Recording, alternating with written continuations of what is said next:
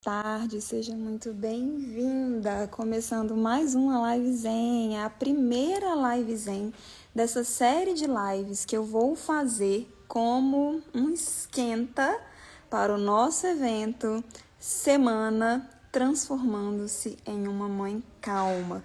Então seja muito bem-vinda. Hoje a gente vai falar sobre um tema muito forte, muito importante da gente conversar. Existem muitas ideias um pouco equivocadas a esse respeito, né? Então a gente vai falar sobre 3 grandes desafios, 3 grandes perigos, na verdade, da família emocionalmente desequilibrada, né? A gente tende a achar que a família é um lugar seguro, é um lugar de conforto e nem sempre é assim. Então é importante a gente falar sobre isso porque a gente pode eventualmente ajudar famílias ao nosso redor, amigos, né, pessoas do nosso próprio contexto familiar, e talvez a gente identifique, né, algumas disfuncionalidades também na nossa própria família, talvez, né, no nosso próprio núcleo familiar, e aí a gente pode agir, né, de forma coerente, de forma amorosa, gentil, para ajudar as pessoas envolvidas nisso, principalmente as nossas crianças, né? A gente tem esse dever de protegê-las, não é mesmo? Então essa daqui é a live Zen, tá? Aqui no Educar Zen a gente faz uma frequência de 2 vezes por semana a live Zen, que é um programa, é um momento, né, no qual a gente conversa sobre estratégias, né, para a gente poder se educar emocionalmente, nos tornarmos mais emocionalmente inteligentes, mais calmas, né, e assim cultivarmos relações mais positivas com as nossas crianças por meio do mindfulness, né? Então, por meio de práticas simples e que cabem na nossa rotina. Para quem não me conhece, eu sou a Ana Torquetti, né? Sou a pessoa por detrás aqui do Educar Zen. Sejam muito bem-vindas. Eu quero dizer que os comentários de vocês, as perguntas, as contribuições são muito, muito, muito bem-vindas, tá? E como eu falei, né, o tema de hoje, então, são esses perigos que a família emocionalmente desequilibrada oferece, né, para a criança. A gente vai focar na criança hoje. E quando a gente fala de famílias emocionalmente desequilibradas, é importante que a gente pense sobre o que é uma família, né? Existem vários conceitos. Então, existe um conceito, por exemplo, que diz que família, né, são pessoas que têm ali laços consanguíneos, que para ser de uma família, né, as pessoas envolvidas, elas precisam ter laços de sangue, né? Outras leituras do que é família vão dizer, por exemplo, que família é onde tem afeto, é onde tem convivência, né? Se não me engano, o IBGE vai considerar uma família pessoas que convivem numa mesma residência. Então, né, a gente pode entender, fazer essa leitura de diversas formas, mas aqui a gente vai entender que realmente a família, né, é um grupo de pessoas que convive com laços consanguíneos ou não, né, e que devem buscar soluções harmoniosas para essa convivência, porque não é porque nascemos em uma mesma família que a gente vai concordar com as pessoas, que a gente vai ter a mesma visão de mundo, né, os mesmos valores. Às vezes, as pessoas das nossas famílias são aquelas que mais nos desafiam. Me conta se isso faz sentido para você. Marilene falou assim, eu tô muito nervosa com meu filho de 14 anos, ele me responde muito e eu acabo perdendo o controle e brigando, né? Então, fica aqui, Marilene, talvez a gente tenha, né, eu acho que provavelmente você vai ter alguns insights importantes aí sobre o seu relacionamento com o seu filho hoje. Tem aí a adolescência, né, no seu caso, que é realmente, por si só, já um momento bastante desafiador, né? E, enfim, fique aqui comigo que a gente pode, sim, te ajudar a pensar um pouco sobre isso hoje, né? Talvez você esteja aqui, inclusive, porque você considera a sua família, né, a sua relação com seu filho em desequilíbrio neste momento, né? E a gente vai entender que essa família emocionalmente desequilibrada, ela faz parte, né, ela pertence, ela pode ser considerada aí do grupo de famílias disfuncionais, famílias que não estão funcionando bem para os seus componentes, né? O que é uma família disfuncional? É aquela família em que as necessidades afetivas, materiais, sociais, culturais, elas não são atendidas. Aqui no caso, a gente está falando especificamente desse aspecto emocional, Mas muitas vezes, né, uma família pobre, por exemplo, uma família que não tem recursos materiais básicos ou que está em dificuldade financeira, ela pode também se engajar em um processo, né, de desafios emocionais, de problemas de convivência entre os membros, exatamente porque, né, quando a gente não tem as nossas necessidades básicas garantidas, a gente pode sim se desequilibrar emocionalmente, né? Então a gente pode dizer que apesar de o contexto social, apesar de o contexto material, né, apesar de esses outros aspectos, até culturais, influenciarem na saúde emocional de uma família, né? Ou influenciarem na funcionalidade daquela família ser funcional, das necessidades estarem sendo atendidas, a gente pode dizer que todos esses outros aspectos, eles vão se direcionar aí para a questão emocional, né? Quando qualquer equilíbrio é ameaçado em um núcleo familiar, as emoções, elas tendem a ser impactadas muito facilmente, né? Então, foi o que eu falei, uma família que às vezes o pai perdeu o emprego, né? Ou que está num contexto cultural muito defasado, não tem a oportunidade, né, de se desenvolverem culturalmente, não tem acesso a lazer, por exemplo. Tudo isso impacta no aspecto emocional. E muitas consequências negativas são enfrentadas por todas as pessoas envolvidas nesse núcleo familiar, mas sem sombra de dúvidas, as crianças, né, elas são sempre mais afetadas, até porque elas são as pessoas mais vulneráveis, né, da família, tendem a ser, pelo menos, quase sempre são elas. E aí eu quero falar o seguinte para vocês, gente. Quais são os tipos de relações, né, dentro de um núcleo familiar que comumente levam a essa disfuncionalidade emocional, né? Faz com que essas famílias se tornem disfuncionais. Então, veja se no seu contexto aí, alguns desses aspectos aqui, né, podem ser localizados, tá? Primeiro, mágoas e rancores, principalmente no casal. Então, um casal que tem discussões frequentes, eu não estou falando de um casal que discute, um casal que eventualmente briga, não estou falando disso, até de um casal que discorda, não é isso. Mas eu estou falando de uma rotina de brigas, né? Às vezes não são brigas com gritos, às vezes nem parecem tanto uma briga assim, né? Esses eventos podem ser situações em que essas pessoas, elas simplesmente elas não são cordiais, né, umas com as outras. Então, isso seria, né, esse seria um contexto que leva a muitas desregulações emocionais em um contexto de família, né? E isso impacta diretamente na saúde emocional dos filhos, né? Quando os pais estão brigando, vocês já devem ter percebido aí, caso você tenha tido algum tipo de problema, algum tipo de briga, né, com o pai da sua criança, seja ele o seu companheiro ou não, você já deve ter percebido como isso impacta diretamente, né, na saúde mental e emocional do seu filho. Como ele tende a ficar mais triste, ele tende a ficar preocupado. Isso pode acontecer brevemente, aí daqui a pouco a criança já superou, principalmente se é um fator isolado, mas se é algo constante que acontece com frequência, essa criança ela pode tender a desenvolver uma ansiedade mesmo, né? Um problema mais sério, assim. Nayane falando assim, ó, sou nova por aqui, já gostei de um post patrocinado que vi, já tô ficando, seja bem-vinda, Nayane, fico feliz. Aqui tem muito conteúdo bom, viu? Vou dizer sem modéstia, assim, é verdade, a gente se esforça muito para poder contribuir, né, para que a vida de quem nos segue seja mais zen, não no sentido, assim, de ser sempre calma, tá, gente? Vou até abrir um parêntese para explicar isso para vocês.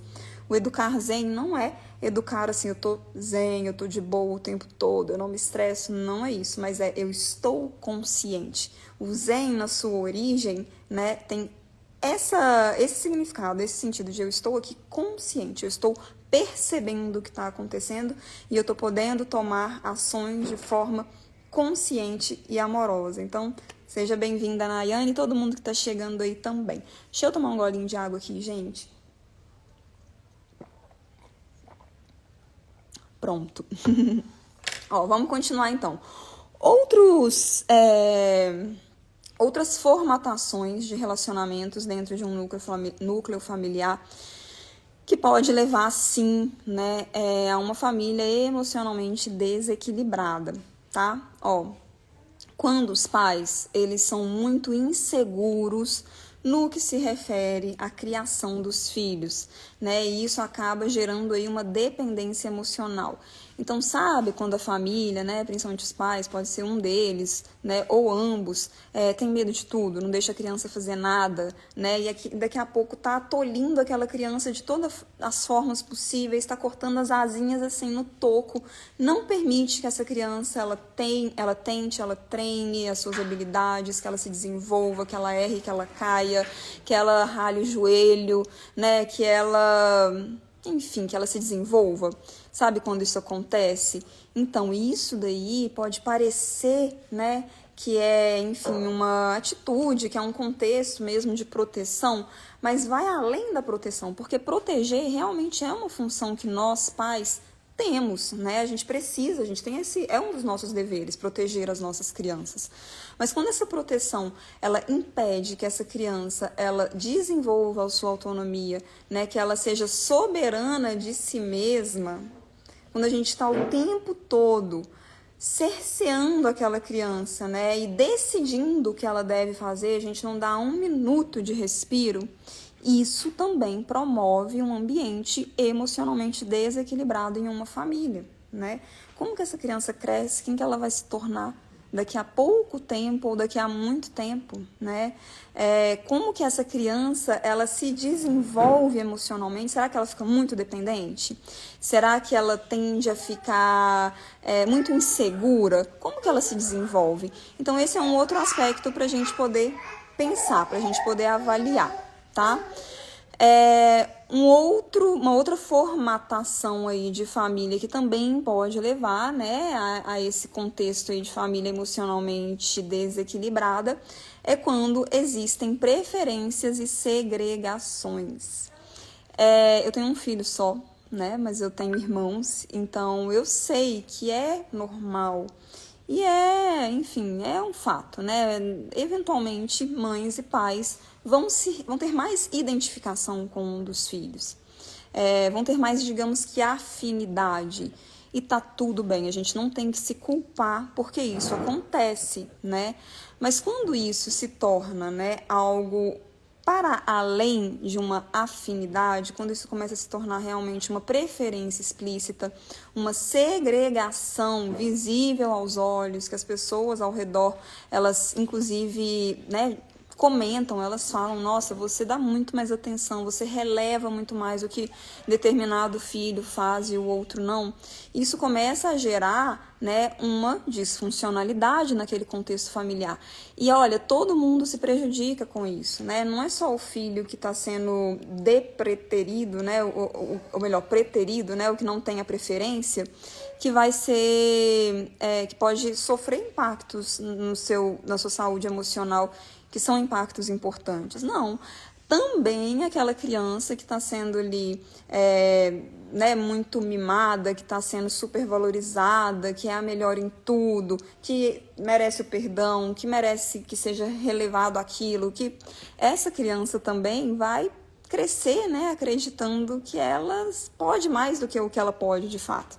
Porque fora daquele contexto familiar, ela não necessariamente é a preferida de ninguém, né? Então, esse também é um contexto comum, né? Acontece muito e que gera também, frequentemente, né, esse desequilíbrio nas famílias. Então, se isso acontece aí na sua casa, ou se você percebe que o que eu estou dizendo faz sentido, me manda aí um sim, Ana, tá fazendo sentido. Isso aí é verdade, isso daí realmente acontece.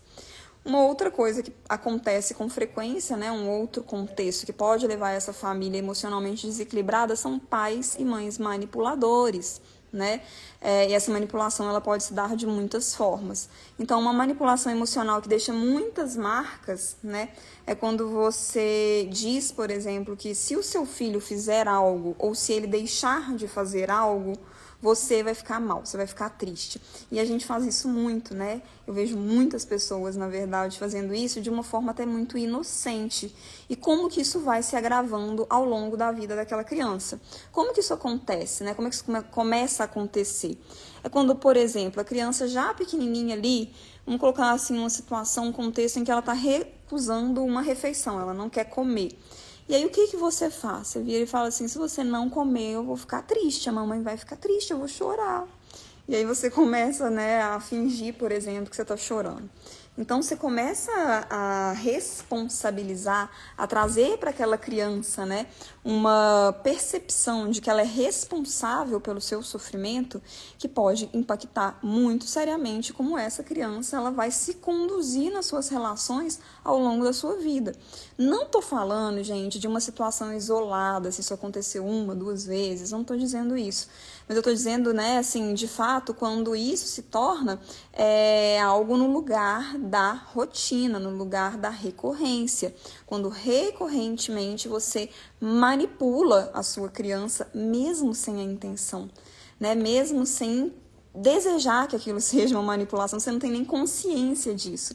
Mas você faz esse tipo de comentário, né, que ao longo da vida aí pode se agravar. Estou dando um exemplo aqui bem, né, do início ali da vida da criança, e isso leva a situações bem complexas. Então, eu estou trazendo esses exemplos que é para nos contextualizar, para nos situar de que esses problemas, né, das famílias emocionalmente desequilibradas não se restringe a famílias que são notoriamente emocionalmente desequilibradas, né? Famílias, por exemplo, em que violências físicas acontecem com frequência, em que tem pessoas que tem, por exemplo, um dos pais ou um dos filhos é usuário de drogas e aquilo mexe bastante, né, com aquela esfera familiar, com aquele núcleo. Eu não estou falando desses contextos que são notoriamente desequilibrados. Eu estou falando que, eventualmente, a nossa própria família pode estar vivendo algum desequilíbrio, né? E se esse desequilíbrio ele começa a dar o tom das relações, né, eventualmente a minha família ela pode ser mais emocionalmente desequilibrada do que equilibrada. Um outro aspecto que pode fazer a gente entender se a nossa família está equilibrada emocionalmente ou não é entender como os indivíduos estão. Porque se um filho está extremamente ansioso, o outro está extremamente estressado, os pais vivem em pé de guerra, por exemplo, né? Aí você tem uma criança que não consegue fazer prova mais porque vai extremamente nervosa para a escola, sempre com dor de barriga, sempre com dor no estômago. A outra que, enfim, cada um ali está manifestando, né, uma questão emocional importante. Se isso é meio que a regra daquele núcleo familiar ali, então dificilmente essas pessoas estão se relacionando bem. Né? Se os integrantes da família isoladamente não estão emocionalmente saudáveis, não têm inteligência emocional para se gerenciarem, e inteligência emocional a gente espera de pai e mãe, né? Os filhos, principalmente enquanto crianças, eles estão aprendendo isso. Nós, adultos, é que devemos garantir isso para as nossas crianças. Mas se a gente percebe que isoladamente os integrantes daquela família também estão mal, então dificilmente, né, as relações vão estar saudáveis. O que não é uma família emocionalmente desequilibrada, tá? A gente precisa, muitas vezes, abrir mão de alguns preconceitos, né? Às vezes as pessoas acham que uma família não tradicional, ou seja, por exemplo, uma família em que os pais se separaram, que aquela será uma família emocionalmente desequilibrada. Pode acontecer? Pode acontecer. Acontece com alguma frequência? Sim, até porque muitas vezes as separações elas não são amigáveis, né? Elas são permeadas por diversos tipos de violências, por muitas dores, muitas mágoas, algumas vezes por alienação parental, que é quando um dos pais fala muito mal do outro, né, do outro genitor.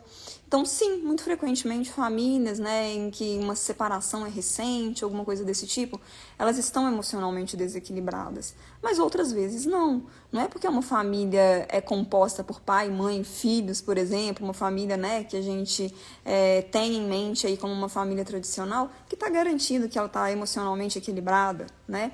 Da mesma forma, não é porque essa família ela ultrapassa ou ela não se adequa, né, ao que a gente entende pelo que seria uma família tradicional, que ela é emocionalmente desequilibrada. Então, famílias, às vezes, compostas por 2 pais, 2 mães, ou, às vezes, uma mãe solo, podem ser famílias emocionalmente equilibradas, tá?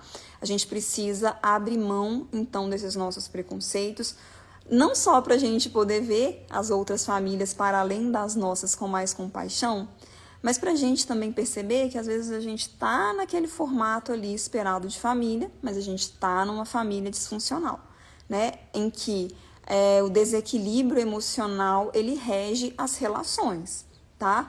Então, entender isso faz com que a gente também se situe, com que a gente compreenda melhor, né, o que realmente é esperado aqui desse tema.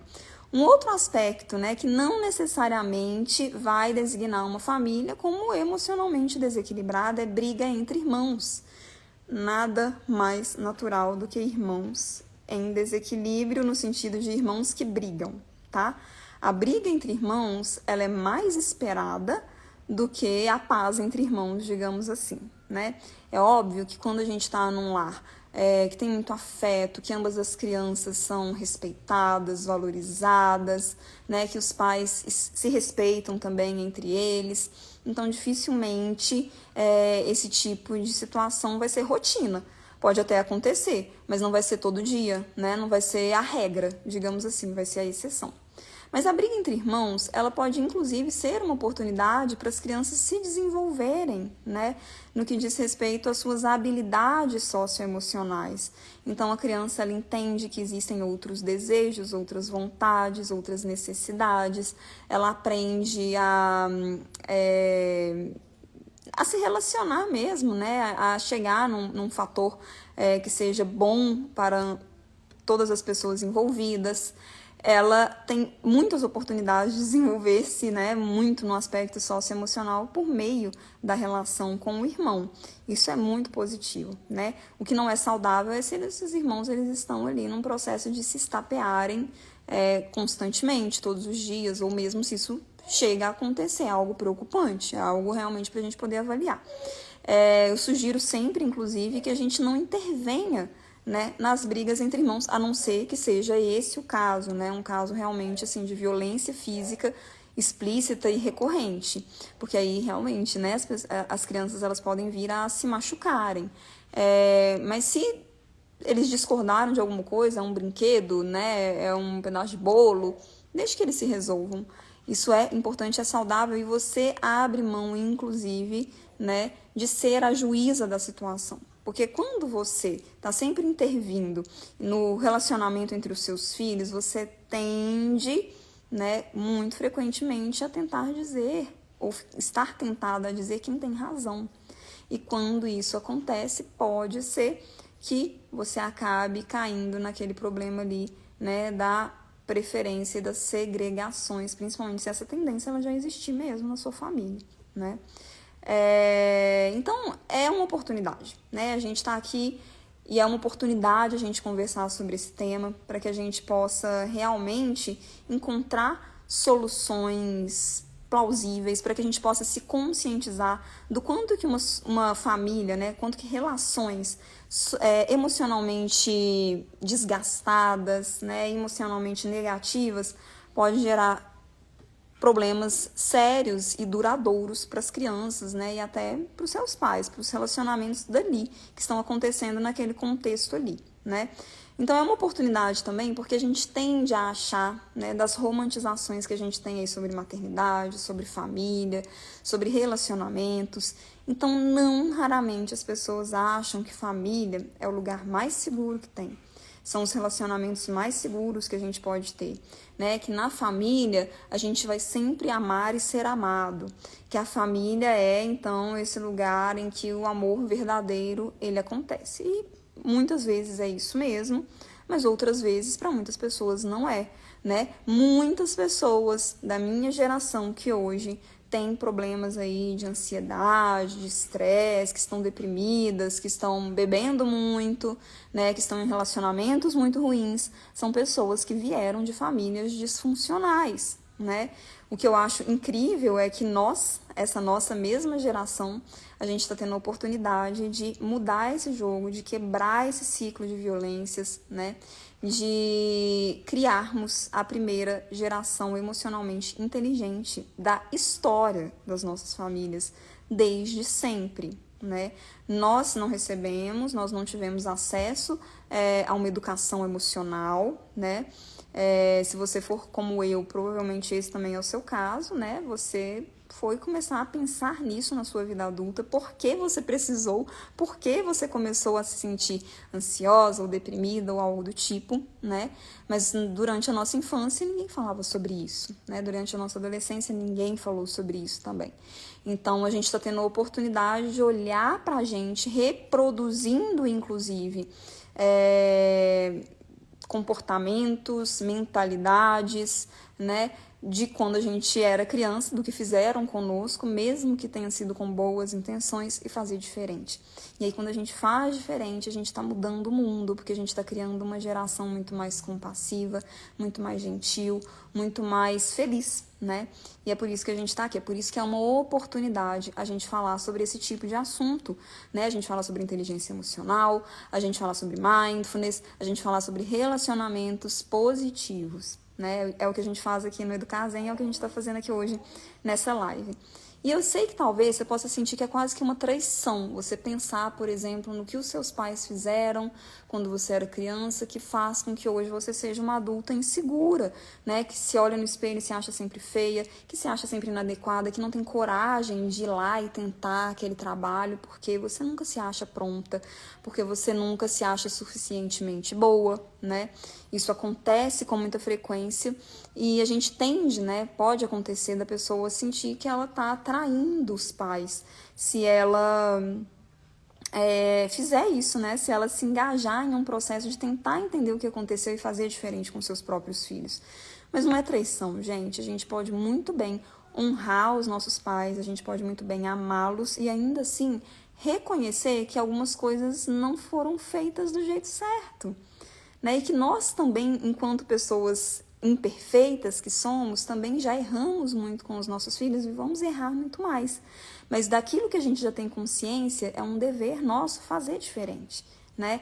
E aqui no aspecto da inteligência emocional, é por esse caminho que a gente está seguindo, né? E outra coisa que eu quero dizer, não é porque tem conflito dentro de casa que a família ela é também desequilibrada emocionalmente, não significa que a gente não precise nos lapidarmos ali, né? A gente sempre pode fazer isso, é um dever nosso, mas não é, definitivamente não é, porque tem conflito que a família ela está emocionalmente desequilibrada. Se esse conflito ele é conduzido de uma forma saudável, respeitosa, com diálogo, né, se as pessoas estão dispostas a escutar, se enquanto o outro está falando, o outro está realmente escutando, ele está conectado, ele quer compreender, ele não está simplesmente precisando e querendo e se fazendo, se impondo para ter razão todo o tempo, né? Se as pessoas elas falam sobre situações, né? Aquela situação que não me agrada, aquela situação que para mim não tá bacana, aquela atitude sua que não foi legal, se é sobre isso, que bom, né? Agora, se é atacando o outro, né? Menosprezando o outro, subestimando o outro, seja esse outro o seu companheiro, seja esse outro o seu filho, aí a gente já tem um tipo de conflito que é um pouco mais complexo e que pode, sim, caracterizar, né, um desequilíbrio emocional. Conflitos, eles são saudáveis, assim como as brigas entre irmãos podem ser, né, super saudáveis e fazem parte, inclusive, do desenvolvimento daquela criança que tem um irmão, eventuais conflitos entre pais e filhos, entre marido e mulher, ou mulher e mulher, marido e marido, ou entre irmãos, isso faz parte também, tá? Então vamos ter cuidado e carinho para a gente poder olhar para essas coisas sem nos colocarmos também em caixinhas, porque pode ser que determinado aspecto da minha família não esteja saudável, e isso não significa que todas as nossas relações ou que, né, a gente não tem jeito, que estamos arruinados mesmo, tá? Então, prestar atenção nisso. Agora eu queria falar para vocês os 3 grandes perigos dessa família disfuncional, dessa família emocionalmente desequilibradas, né? Que é o que acontece com as crianças a curto, médio e longo prazo. Então, esses 3 perigos aqui, eles se manifestam tanto no curto prazo, né? A família ela está desequilibrada e agora a gente já consegue perceber isso, mas eles podem serem ainda mais graves se a gente pensar no médio e no longo prazo. Então, o primeiro perigo é a falta de infância. É uma coisa muito importante a gente garantir que as nossas crianças tenham infância. Infância é o lugar do erro. Em que sentido? É o espaço da nossa vida em que a gente está mais disponível, né? Em que é mais possível a gente cometer muitos erros, fazer muitas tentativas, porque a gente está aprendendo tudo. A gente está se relacionando com o mundo pela primeira vez, com as pessoas pela bateria deu sinal aqui de que estava acabando, peraí. Então, voltamos. Então, o que acontece, né? Sendo, né, a infância esse lugar em que a gente pode fazer testes, em que a gente erra, a gente acerta, e a gente erra muitas vezes antes de acertar, isso constrói pessoas seguras, isso constrói pessoas que são solucionadoras de problemas de forma criativa, né? Mas quando essa criança ela tá num ambiente em que ela não tem segurança emocional, então ela precisa de alguma forma sobreviver àquilo. Muitas vezes é se tornando adulta antes da hora, né? Algumas vezes ela precisa cuidar de si mesma como se ela fosse a sua própria mãe. Algumas vezes ela tem que cuidar até dos próprios pais, né? Algumas vezes os pais estão ali em pé de guerra, né? Nem conseguem perceber necessidades básicas daquela criança, não conseguem perceber, por exemplo, que aquela criança ela está indo mal na escola por causa disso, e não porque ela é ruim em matemática. E essa criança ela precisa estar o tempo todo se resolvendo sozinha, sem ter nenhuma condição de fazer isso por si só.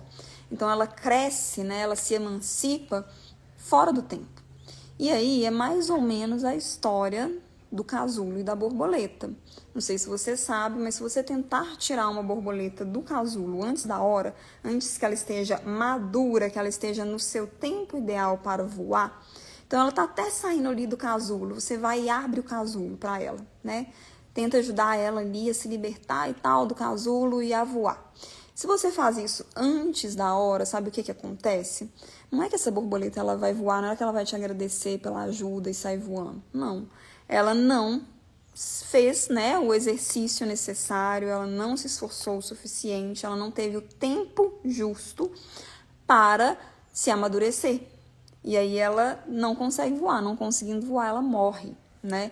E isso acontece com as nossas crianças, óbvio que de uma forma metafórica, mas a gente pode fazer essa analogia, né? A criança que sai do casulo antes da hora, que se torna borboleta antes da hora, porque ela foi forçada pela situação emocional da família em que ela está inserida, ela necessariamente, né, vai perder várias etapas daquele amadurecimento, daquele processo. Amadurecer é um processo. Então, ela se torna uma adulta de uma forma precoce. E o que isso significa, né? Significa, basicamente, que ela está assumindo responsabilidades que não são dela, né? Não é que ela tem condições, não é que ela chega lá bem, não. Ela está realmente sendo forçada de uma forma que é quase desumana. E aí, olha, é uma criança que se torna, né? Uma criança... Ela imediatamente se torna uma criança preocupada, mas ela com certeza vai ser um adulto com muitas preocupações. Preocupação é sinônimo de ansiedade. Então, se você, inclusive, é uma pessoa muito ansiosa, né, para pensar se faz parte do seu processo, faz parte do seu caminho, essa família disfuncional que, eventualmente, pode ter gerado isso, né? Pode ter causado em você esse tipo de situação em que você precisou amadurecer antes do tempo, né?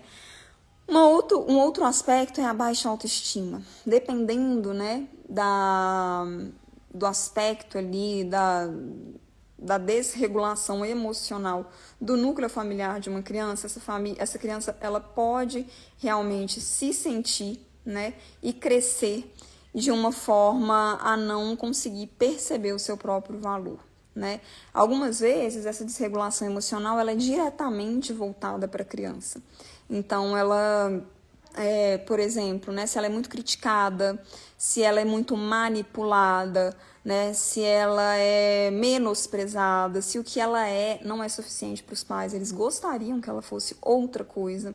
Tudo isso pode impactar de uma forma bem negativa na autoestima dessa criança. Isso é uma coisa óbvia, né?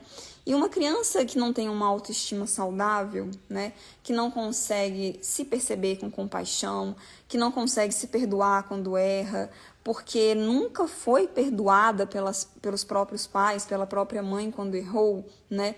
É um adulto que cresce realmente aceitando qualquer coisa de qualquer pessoa, que acaba aceitando relacionamentos que não são bacanas para si mesma, né?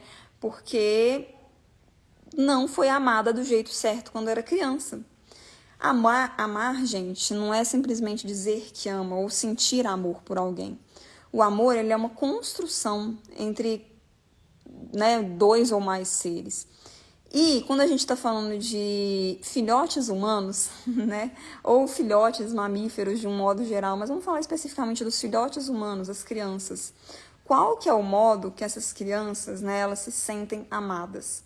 Amor na infância é sinônimo de proteção. Né? Se essa criança não estiver sendo protegida, e eu não estou falando de super proteção, mas eu estou falando assim, de ser protegida no sentido de se as suas emoções não estiverem sendo protegidas, né? Se o seu corpo não estiver sendo protegido, se a sua alimentação saudável não estiver sendo protegida, se ela não for protegida, se ela não se sentir cuidada, acolhida, ela, né, vai tender realmente a não se sentir amada. Então, isso faz com que a gente pense, inclusive, no terceiro grande perigo, né, das famílias emocionalmente desequilibradas, que são as relações tóxicas, que aquela criança, aquele filho, com certeza vai cultivar ao longo da sua vida. A gente reproduz na nossa vida os relacionamentos que a gente experienciou no nosso próprio núcleo familiar durante a nossa infância. Então, se o que a gente observa, né, se, por exemplo, eu fui exposta a um relacionamento tóxico com a minha mãe, que sempre foi muito crítica, né, que sempre me julgou demais, que eu nunca estava suficiente para nada, que tudo que eu fazia estava errado, que a nota 8 na escola era sempre pouco. Então, se eu sofri esse tipo de exigência, né, se eu nunca fui validada, se eu nunca fui reconhecida pela minha própria mãe, eu vou aceitar qualquer tipo de relacionamento em que eu seja igualmente criticada, em que eu jamais seja validada, né, em que eu jamais seja boa o suficiente para qualquer coisa. Porque é isso, a gente aprende por meio da experiência e da repetição. Então, se eu experienciei isso, e se isso foi repetido várias vezes durante a minha infância, é isso o que eu vou saber sobre a vida, né? Então, esses são os 3 grandes perigos da família emocionalmente desequilibrada. É o que acontece com essa criança, né, que é uma filha dessa família. Essa criança, ela vai perder a sua infância precocemente, né, e isso vai significar queimar etapas. Eventualmente, lá na vida adulta, ela pode reclamar pela sua própria infância. Já viu gente que parece que não cresceu? Né? Gente que parece que volta para a infância, que se infantiliza, né, que não tem maturidade nos seus relacionamentos, que não tem maturidade para poder assumir suas responsabilidades. São muitas vezes crianças que precisaram ser adultas na infância, né? O segundo aspecto é exatamente essa baixa autoestima, essa incapacidade de se reconhecer como alguém de valor, de gostar de si mesma, de se perdoar quando erra, né? Porque na maioria das vezes essas famílias emocionalmente desequilibradas, elas são, as relações se dão por meio de muitas críticas. E um outro aspecto são exatamente esses relacionamentos tóxicos que essas crianças acabam repetindo ao longo das suas vidas, né? Então, era esse o recado hoje da nossa live. Lembrando que, para a gente reverter isso, né, existem algumas ferramentas.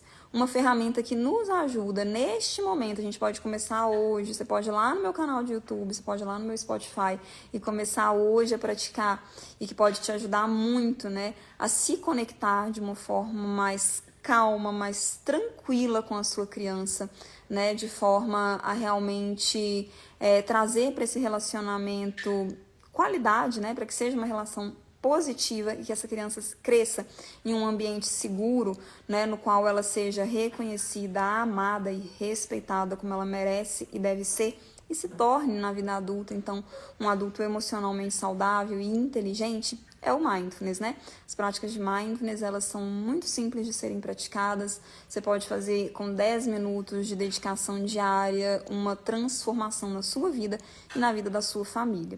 E aí eu quero te convidar também para a semana Transformando-se em uma Mãe Calma, que vai acontecer nos dias 17, 19 e 21 de outubro, às 21 horas. Então, é uma semana para poder te ensinar. Aqui é uma live rapidinho, mas na semana, né, Transformando-se em uma Mãe Calma, você vai ter a oportunidade de saber o passo a passo, o caminho, o percurso, né, o que você precisa para se tornar uma mãe calma, uma mãe emocionalmente inteligente e assim transformar a sua relação com seus filhos, explodir muito menos, não cair nesse tipo de situação que, como a gente viu, não são, né, as famílias emocionalmente desequilibradas, elas não são uma exclusividade aí desse tipo de família que às vezes a gente acha que está indo de mal a pior, em que situações extremas estão acontecendo. Eventualmente a sua família está emocionalmente desequilibrada e você precisa cuidar disso para que você não colha essas consequências extremamente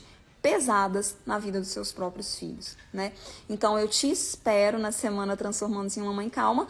Para se inscrever, basta você vir aqui na minha bio, né? Tá o link lá.